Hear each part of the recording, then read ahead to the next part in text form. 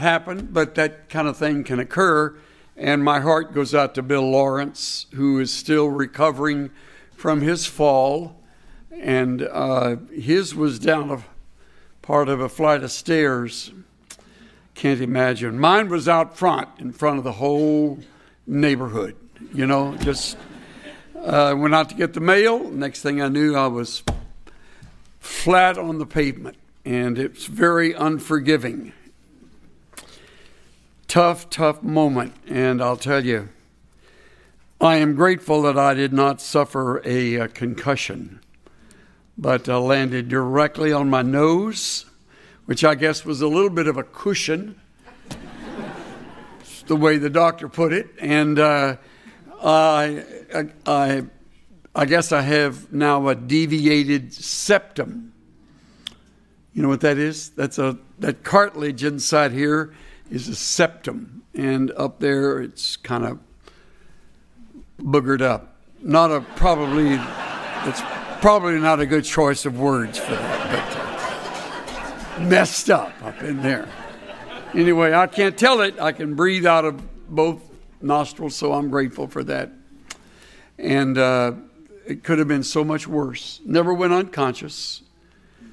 Bled like a stuck hog, and I've still got the blood down all around the mailbox, you know. Somebody said that should have had a friend come and draw a chalk line around where I was like a homicide victim or something, you know.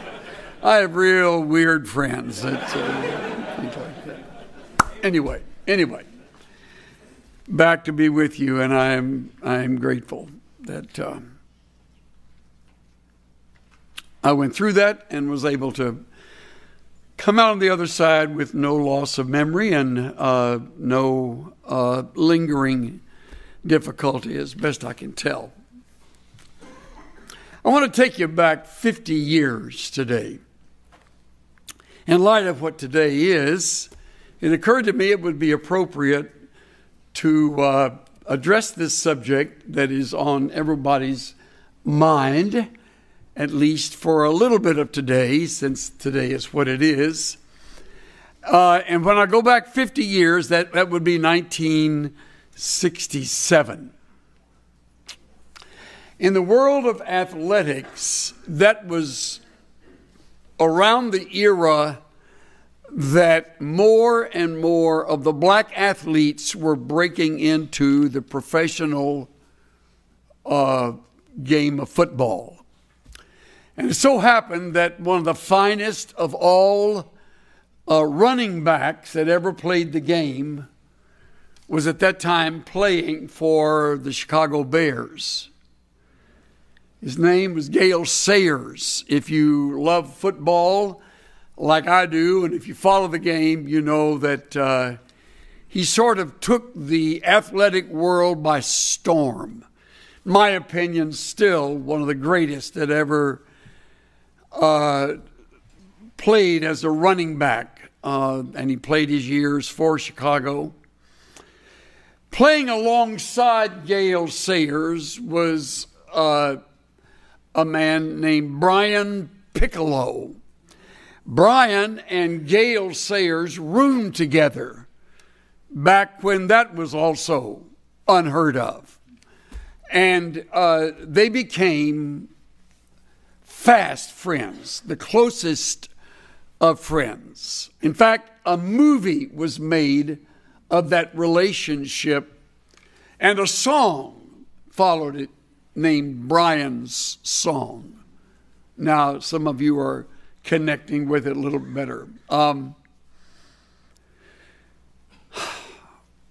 at the height of his career, by the way, both of them carried the ball, but Gale Sayers was by far the better of the two and won an award that year that was to be given at the Professional Sports Writers Association. I think it was held in New York. And Brian and his wife and Gale and his wife were going to go together for Gale to receive the award, but Brian was cut down by cancer and was at that time bedridden. And it broke Gail's heart that Brian could not be there. So when he stood to receive the award, he made this statement: "You flatter me by giving me this award, but I tell you here and now, I accept it for Brian Piccolo. He, not I, is the man of courage." It was called the George S. Hallis Award for the most courageous player of the year. He, not I, is the man of courage who should receive the George S. Hallis Award. I love Brian Piccolo, and I'd love to know that you love him too. Soon as the banquet and the event was over, they quickly made their way back to Brian's bedside, and he gave him the award and wanted him to keep it because to him, he was more deserving, having played with that disease as well as finally been cut down by it. The beautiful thing about their relationship is that both of them admitted they had never really known a man outside their race that well, to say nothing of loved him. Gail makes the statement in one of the sports stories that he had never really known a white man, aside from George Hallis, the coach of the Bears, until he met Brian Piccolo and they roomed together. And Brian Piccolo said he'd never really known a black man, hardly at all growing up, because their worlds were just separate. You can't imagine that today, but back in that day, it wasn't that uncommon. In fact, I'm just now finishing another book that is the story of the Dallas Cowboys, and it talks about one of the early on in their history. One of the difficulties was finding a hotel that would permit a black man to stay in the hotel, of all things. Anyway, back to my story. The thing I love about the speech that Gail Sayers gave is the line, "I love Brian Piccolo."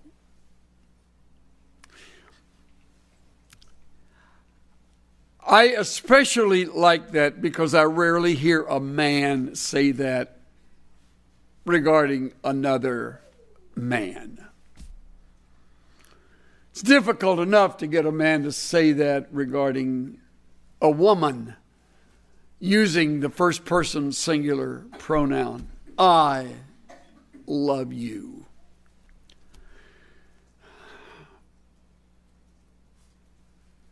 And that's regrettable.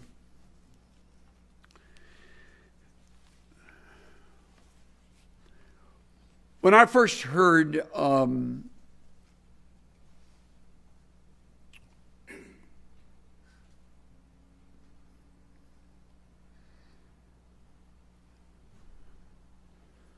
from Labrie, maybe something did happen to me when I fell. Francis Schaeffer. When I first heard Francis Schaeffer, he's the first grown man I'd ever seen wear knickers and long socks and a turtleneck sweater. He spoke at one of the seminary functions. And I had just read his little book, The Mark of a Christian, and was impressed by it. A Christian's mark is, what marks us as Christians is not some little symbol or a book we carry, or a doctrine we embrace. What marks us as a Christian is love. They'll know we are Christians by our love, or do they? When I turned to the upper room discourse and I find these intimate words of Jesus to his disciples, I'm impressed first of all with the words of 13:1 in John, where I read that before the feast of Passover, Jesus, knowing his hour had come when he would depart out of this world to the Father, having loved his own who were in the world, he loved them aistelos, to the uttermost. He loved them to the maximum. Loved them to the end. That's what held them together. That's what made him unique. And his love for them was not fickle. It was constant. And it included the one who denied him, the one who doubted him, another who betrayed him. In fact, while sitting there and actually reclining at the table with his disciples, he gets up and without announcement draws water and brings the little bowl of water over and washes their feet. He washed each one of their feet, of each disciple.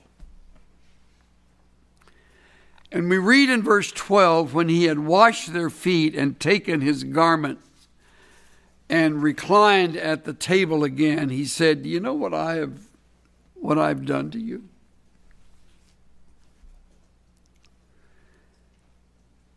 You call me teacher and Lord, and you are right, for so I am. If I then, the Lord and the teacher, wash your feet." Now, I know you know what comes next. But if you didn't know what he was going to say next, I think you would guess, you should wash my feet. Right? Just as I've washed your feet, you should wash my feet. But he doesn't say that. He says, you ought to wash one another's feet. Washing Jesus' feet would be a great honor. Being in his presence would be the answer to a long-time wish for all of us. But he doesn't say that you now are to wash my feet. That would be easy to do. That would be an act of worship, an expression of great devotion.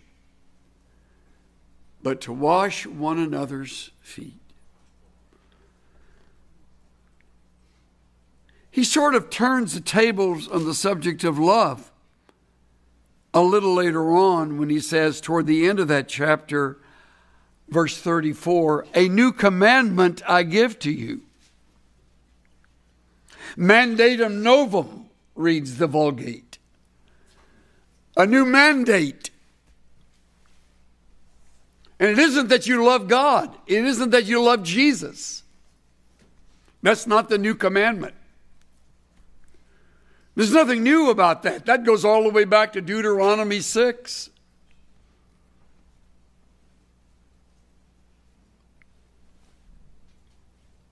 The new, unique mandate is that we love each other. That we love each other. So when I read the words of Gail Sayers, I thought how seldom I publicly say in a gathering like he had before him in that prestigious group, I love so-and-so. And I should not be reluctant about that at all. Matter of fact, let me tell you a quick story. Sometime after I came as president of the seminary, and I was such a different kind of president, you know. And I knew it, everybody knew it, and they were too nice to say it. And so I realized that when I came, I was of a different stripe. I didn't come from the normal routine of all the letters and all the brains and all the world of academia, which made the choice of my coming such a tough one for me to accept to begin with, and then even on the way through. So I thought, when I wrestled this through and finally came, I thought, well, I'm going to simply do what I do. And that is, I'm going to simply keep on being a shepherd. That's what I am. So I did that. And I did that with these faculty members. I remember one chapel service. A faculty member was being honored for having just finished a large volume on Leviticus. I mean, he knew more about Leviticus than Moses. This is a big book. Big book. Came with a wheelbarrow. So the publisher came to give him the leather-bound volume, and some of the faculty members that are here now were here then, and they remember. And he was given the book, and not a soul did anything. What? I applauded. I stood up. Well, the students decided, well, maybe we should do that too. And so they stood up and they applauded. And while everybody was applauding, and this prof was standing there very humbly accepting this first volume, or this first copy, I walked up to him and put my arms around him, and I whispered to him, called his name, and I said, I want you to know, as these students are all applauding, and faculty members as well, how much I love you and how much I respect you. I almost thought I caught a tear when I walked away from him. That afternoon, I got a note from him. I should have saved that note. A little handwritten note. He says, it's the first time in my adult life another man has ever told me that he loves me.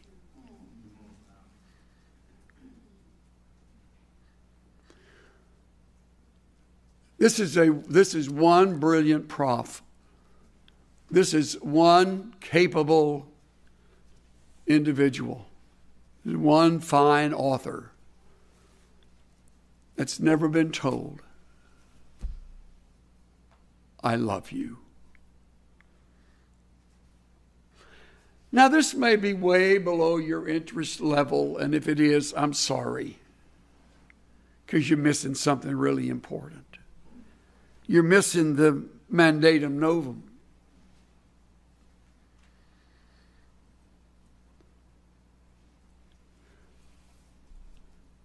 This is a whole new approach Jesus provided and left with his disciples.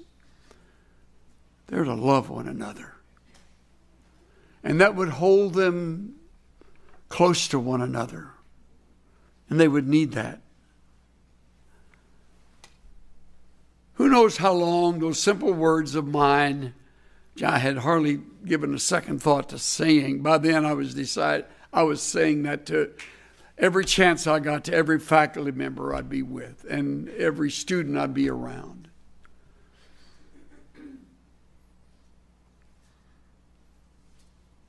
And I've learned to do that.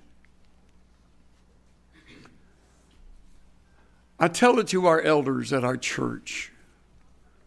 I say it to our grown kids. I say it every night and every morning to my wife. Every day. I say it regularly to my staff. I wrote it to them in a little email this morning as I sat in my car before I came in. And I want each one of you to know how much I love you, how much I need you, how valuable you are.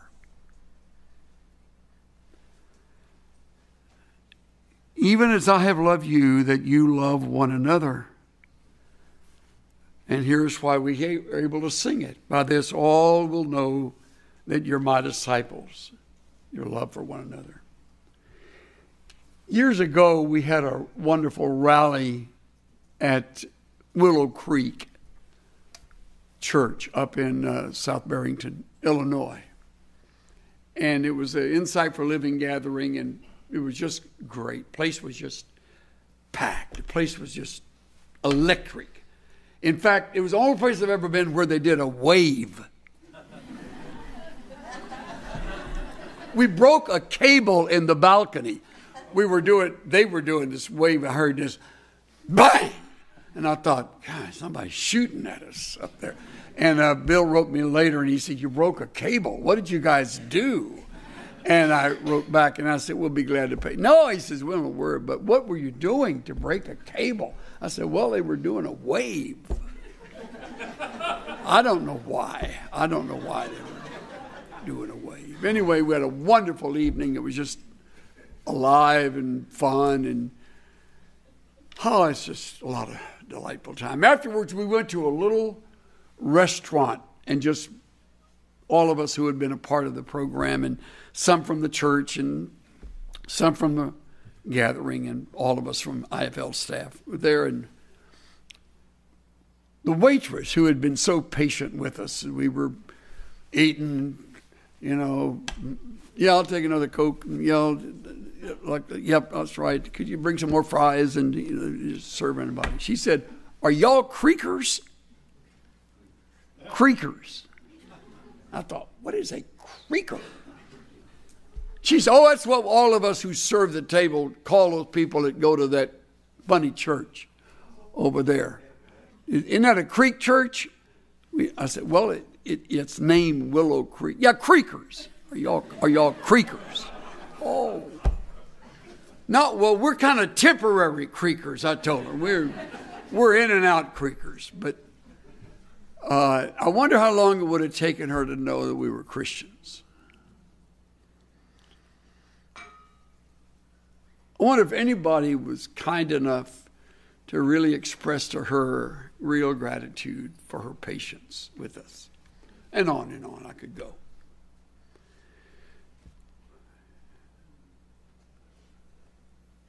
And I'll say that to you also. People in your class know you love them. Your prof know that you love him. Or does she know you love her?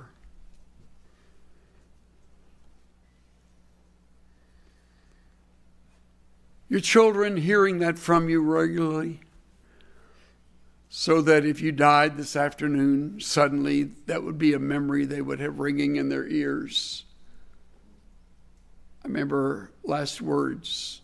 When I left the house today, I said to Cynthia, it was raining, about 5:05 early, and I was going to take the tollway in, and who knows what's going to happen on the tollway. I said, if I don't make it back, just remember, I love you. She said, you're going to make it back.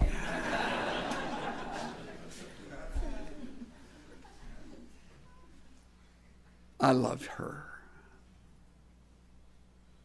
You have no idea how much I love her. After almost 62 years of marriage. I married her when she was 12. Young. She was really young. No, she was 18 and really getting up there, wasn't she? Anyway, by this you'll know that you're my disciples. Look at 1 Corinthians 13. You knew I'd wind up there, didn't you? Look at this. I'm going to put it in language that you can understand here at the seminary. I wrote this out. Paul writes, if I speak with the tongues of men and of angels, but do not have love, I become a noisy gong or a clanging cymbal. He goes further, another conditional clause. If I have the gift of prophecy, and I know all mysteries and all knowledge. Whoa, look at that. All mysteries and all knowledge. If I have all faith so as to remove mountains, but I do not have love, I'm nothing. If I give all my possessions to feed the poor, and if I surrender my body to be burned, if I don't have love, it profits me nothing.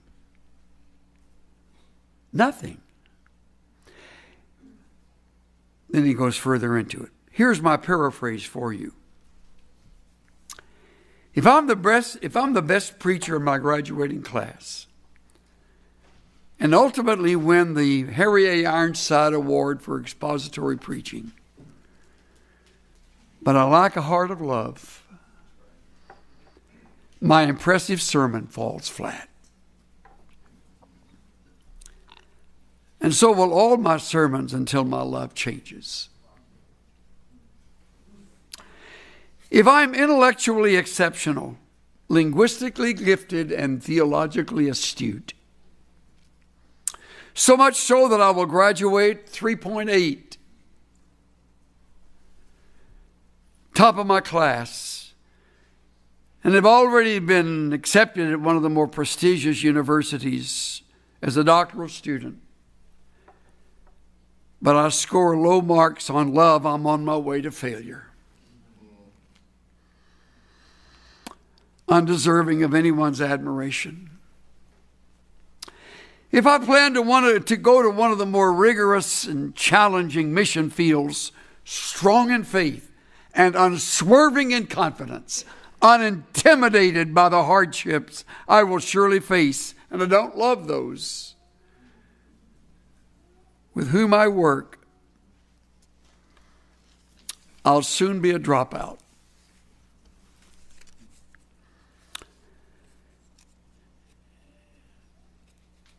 If I'm so committed to reaching the inner city that my spouse and I will give away whatever we need to pour our lives into those who live in that setting, but deep down inside, we don't love those we live among.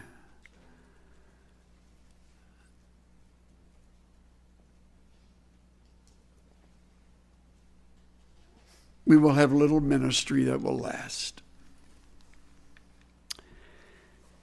And even if I someday find myself in a life-threatening situation, standing before a hostile body of angry accusers who have turned against Christ and despise the things I hold dear, and I lack love for those who hate my Savior,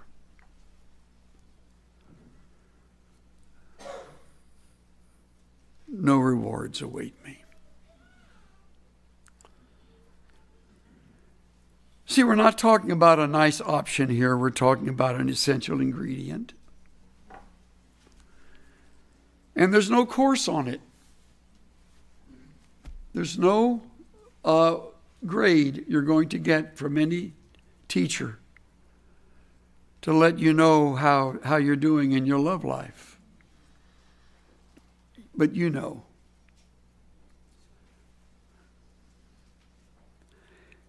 And because we sometimes need specifics, Paul gives us, best I can count, about 15 characteristics. Not time to go through all of them, but just a few of them. Take a look at them. The very first thing he names is a tough one. Humanly speaking, love is patient. Love is patient. Makrothumos, long-tempered. No short fuse, no quick temper. Chrysostom used the word of one who is wronged and has it his ability to avenge himself, but doesn't do so. Love is patient. Love is kind. It's kind. The term means helpful, friendly,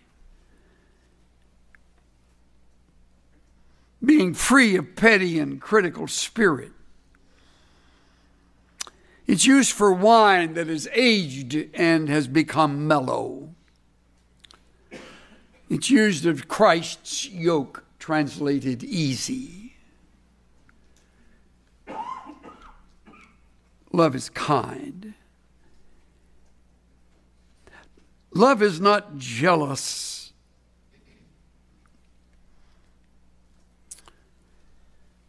Doesn't burn with envy.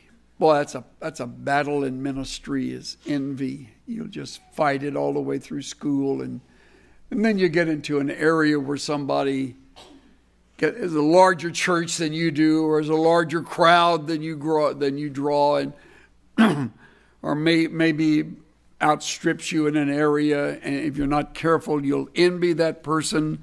Love isn't envious. There's a difference between jealousy and envy. Jealousy is the inordinate passion to possess what I have. Envy is the inordinate passion to have what someone else possesses. Jealousy, says Solomon, is as cruel as the grave.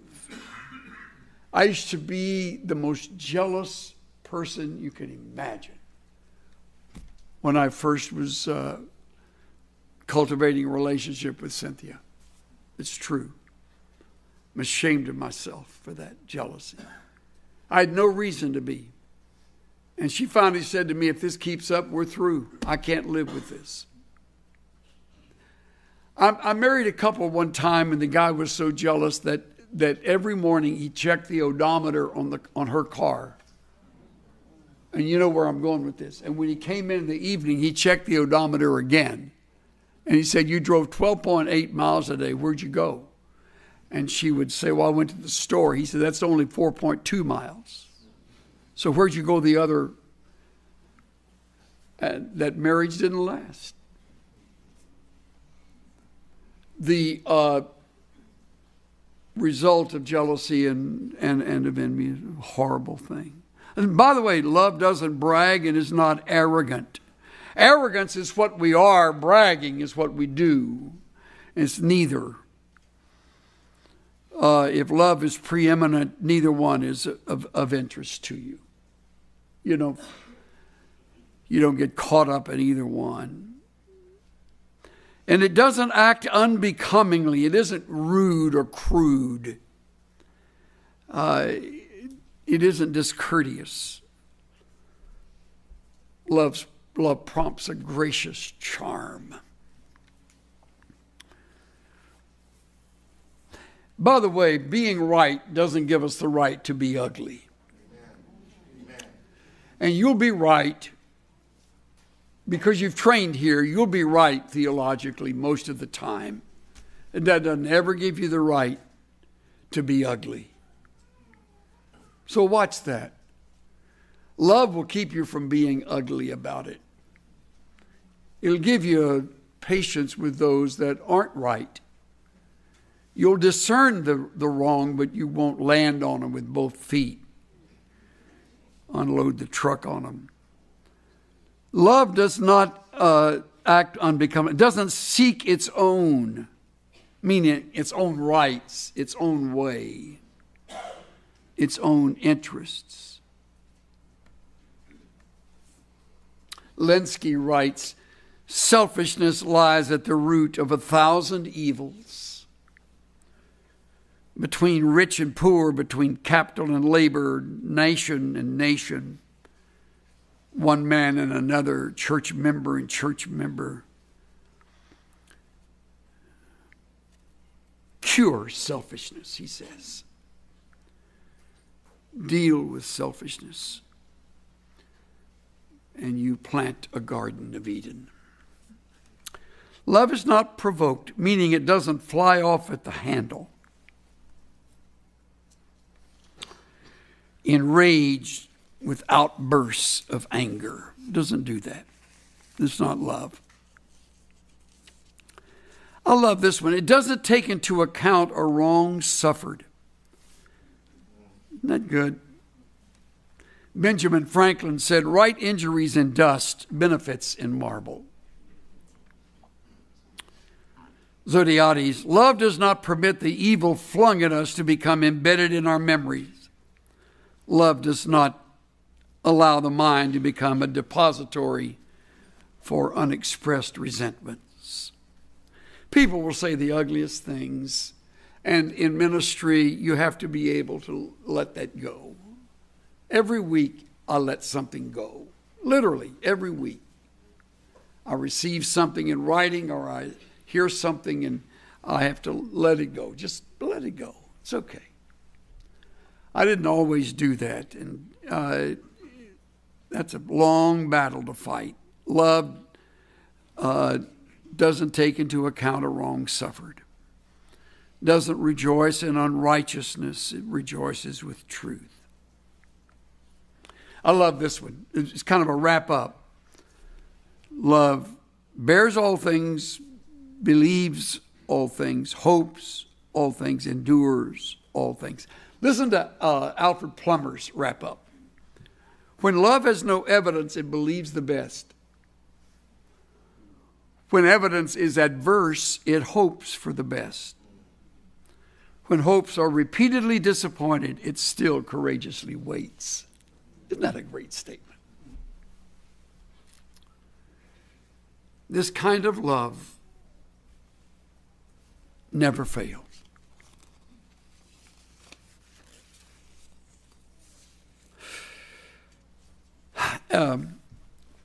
You never know when you minister to people what's going on in their lives. I was preaching last Sunday, and a lady was sitting down near the front, pretty near tears most of the time. And I wondered what it was that was going on. I had no idea. I don't believe I'd ever seen her before. And when it was over, she stood in the line to come walk by to say a few words. And she deliberately stepped back when others wanted to take some time because she wanted to be last, need a little more time. And you know what she said to me? A little less than 2 weeks ago, my husband blew his head off in our home when I went to the store to get us something to eat. And I thought, my knees kind of buckled when I heard that. And she just sobbed. Just kind of fell over on me. And I said, have you been going through a time of depression? Yeah, but I had no idea. You have a family? Yeah, we have 3 children. 2 of them are home.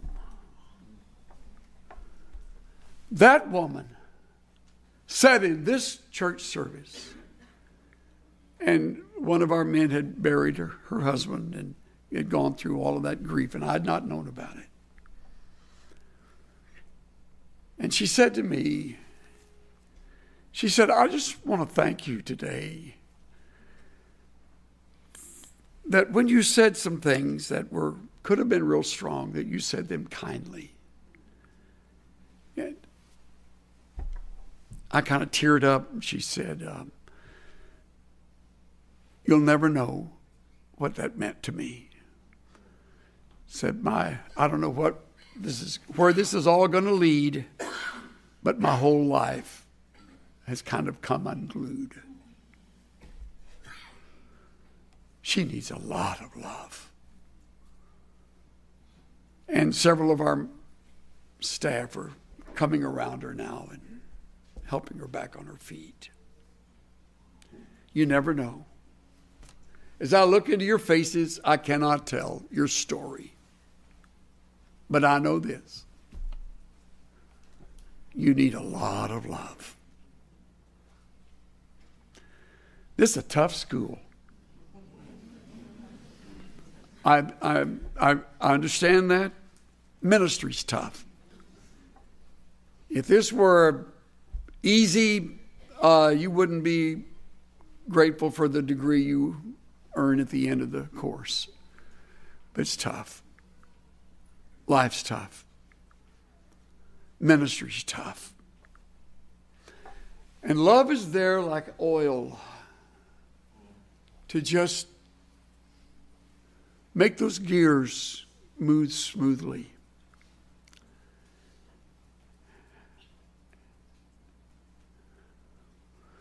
We have a younger son who is wandering. He's away from the Lord. He's 45. 47 this year. Be 47.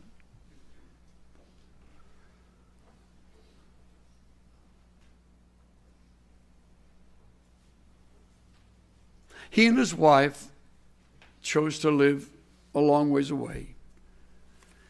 And he's a marijuana farmer. And so he grows marijuana. It's all over Facebook. Chuck Swindoll. He's got my name on Facebook. So if you see it on Facebook,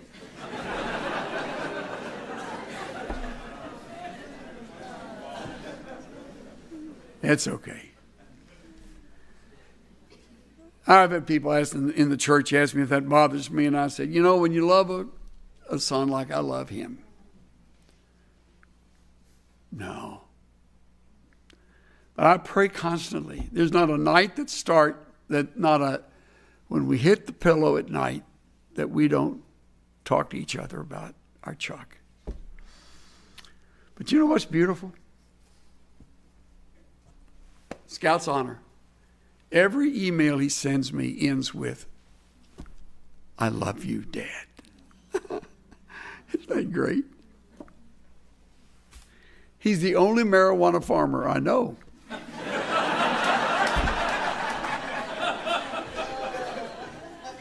And you know what? He's helping people medicinally from what he writes me. And I know a couple of them who get the capsules right here in Texas that he sends them to. And I don't understand a lot of that. But I do know this. He is my son.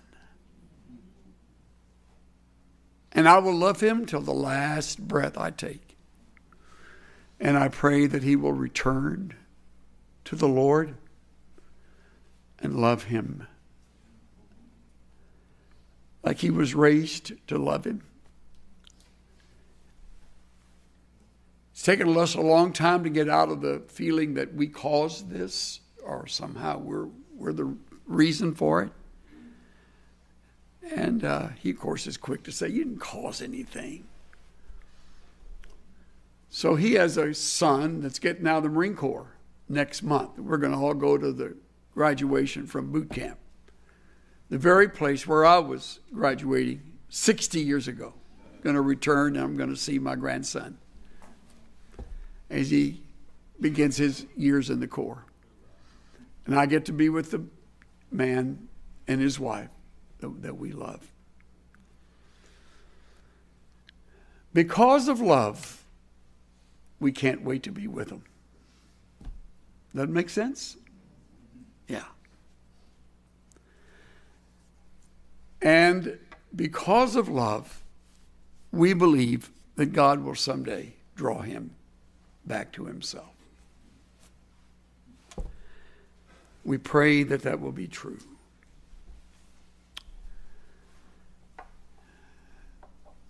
And maybe that's why today is a special time for me to talk on this, because it reminds me of the value of this wonderful four-letter word. And before the day is over, make sure you use that word with someone else, will you?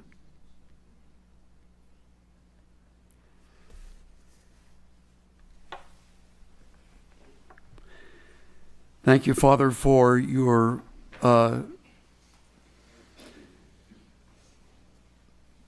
Ice tell us love for us to the maximum, to the ultimate, that you never turn your back, you never walk away, you don't reject us, you don't have us in a grading system. Your grace comes to our rescue over and over, and we thank you. Thank you for the things you have written, and remind us that this kind of love never fails. May we not lose our discernment in the midst of our love. May we continue to think clearly, biblically. May we be wise. But at the same time, may we be patient, kind, free from jealousy and envy, willing to see another promoted when we're not, and another used in ways that we never will be. In a very special way, Father, I pray that those who are in this school, these students, will grow as they grow in their knowledge, will also grow in grace and love for you and for one another. In Jesus' name. Everybody said.